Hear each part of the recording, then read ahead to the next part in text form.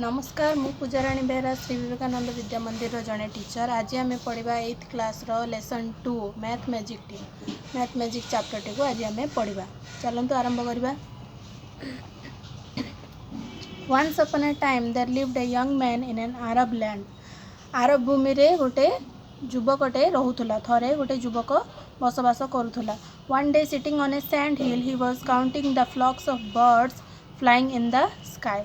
थरे सी कौन बाली गदा उपर बसिकी कौन करुला ना आकाश रे जो पक्षी माने उड़ीकी जाउछंती सेमानंकु गणुला। केतोटी पक्षी अछंती सेमानंकु सी गणुला। फ्लॉक्स ऑफ बर्ड्स माने बहुत गुडे पक्षी।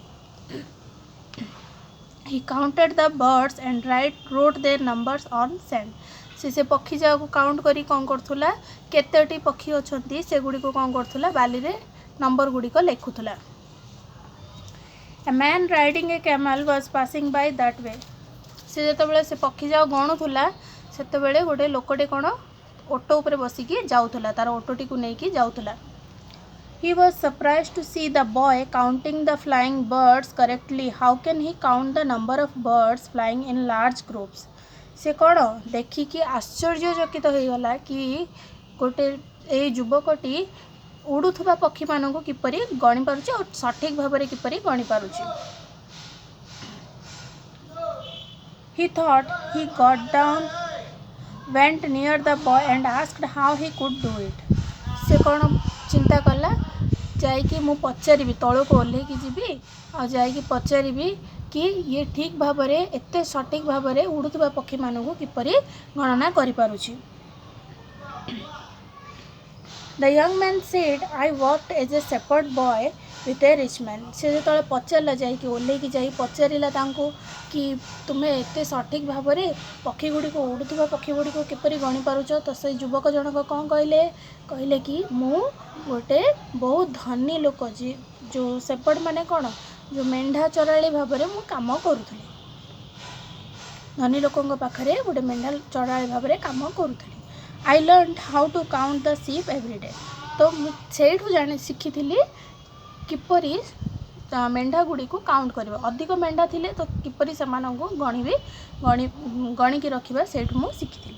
Then you will get a good job. Come with me, said the man. तापरे एति सुनला परे से युवक जनक को कौन कहले से लोकटी जे कि ऑटो ओह्ल की आसिकी पचारि थिले से कहले ठीक अच्छी ताले चलो तुम्हें मो सहित चलो तुम्हें गोटे बहुत भल काम Piper. The man took him on his camel he promised him a job with the king. तापर से कौन कला से लोकटी से युवक जन को तार ऑटो रे बसैकी नहीं कि गला कहला कौन ना राजा पाखरे काम करने को सी ताको सुजोग देव। On their way, they saw 3 persons quarreling and 35 camels standing nearby. रास्ता रे गला बेले से माने कौन देखुचंती कि 3 जन लोक रास्ता कड़े ठिया होगी कौन कर ना झगड़ा कर पाखरे कौन अच्छी 35टा ऑटो ठिया होइछि। Their quarrel was on how to divide the camels among them. से माने कौन में झगड़ा करथुले ना कौन में लड़ुले ना से जो 35टा ऑटो अच्छी से माने निज भितर ताकू किपरि भाग करिकी नेबे। Their father had died but he had a will before his death. तांगा बापा मरी जाइछंती किंतु मरिबा पूर्वरु से कौन गोटे संपत्ति नाम जो विल करिकी जाइछंती एमानक ए 3 जनक नारे। According to his will तांकर जो संपत्ति नाम से करिछंती ता अनुसारे the eldest son would get half of the camel. जो 35टा ऑटो अछंती सेथिरु अधा काहाकू मिलिबो ना बड़ पुओ को मिलिबो। तापर सेकंड सन को द्वितीय पुओ को कौन मिलिबो 1/3 मिलिबो and the youngest son 1/9 part मिलिबो काहाकू जो पूरा सान पुओटी ताकू मिलिबो।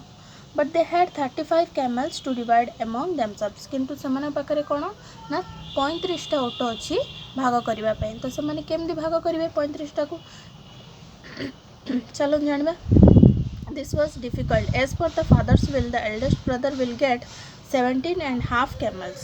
एटा कौन गोटे बहुत कठिन काम कारण जो विल से करिकी जाइछंती तांका बापा जो संपत्ति नामा करिछंती से अनुसार सी कौन ना जो बड़ पुओ पाइब कौन 17टी आउ अधा कैमल ऑटो पाइब सी एटा केबे पॉसिबल कि पॉसिबल नहीं। आउ जो द्वितीय पुओटी पाइब कौन 12टा कैमल रु टिके कम पाइब। आउ जो सानटी पूरा यंगेस्ट सन पाइब कौन लिटिल लेस देन 4 कैमल्स 4टी ऑटो रु टिके कम पाइब। यहाँ तो केबे भी पॉसिबल नहीं, या तो 12टी पाइब या तो 4टी पाइब या तो 17टी पाइब, किंतु ताठारु कम ताठारु अधिक एटा केमती संभव कि संभव नुहे। तो चलन जानिबा तापर कोन हला यंग मैन टी कोन बाट बाहर कला। The young man after listening to them said it is very easy.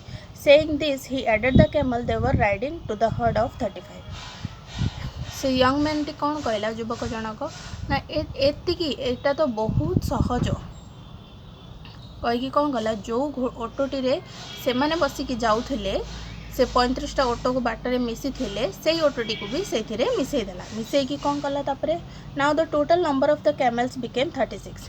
35 थे आ गोटे मिसिला केते 36 हो गला। The eldest son who was to get 17.5 got 18 he was happy. जो बड़ पुओटी को केते 17 अधा मिलता ताको मिलला 18टी से खुशी हो गला। The second son got 12 camels. He was get less than 12. जो द्वितीय पुओटी थिला ताकू मिलला केतोटी 12टी मिलला किंतु ताकू मिली थांदा केते 12 रु टिके कम। He was also happy. सी भी खुशी हो गला 12टी ऑटो मिलला ताकू। तापरे the youngest son who was to get less than 4 camels got 4. He was happy too. तापरे कौन हला जो छोट पुओटी थिला ताकू केते मिली थांदा 4 रु टिके कम मिली थांदा किंतु ताकू एग्जैक्ट मिली गला केते 4 तो सी भी खुशी हो गला। But the happiest man was the young math man. किंतु ए समस्तक भितर सबुठु खुशी किए थिला जो युवक जनक मैथ मैन माने गणित Manish. By solving their problem he himself got a camel. कौन हला सेमानंकर जो प्रॉब्लम टे थिला ताकू सॉल्व करिकी सी निजे मध्य गोटे ऑटो पाइला। किपरि पाइला द 3 ब्रदर्स हैड 35 कैमल्स। तांका पाखरे थिला केतोटी 35टी ऑटो थिला।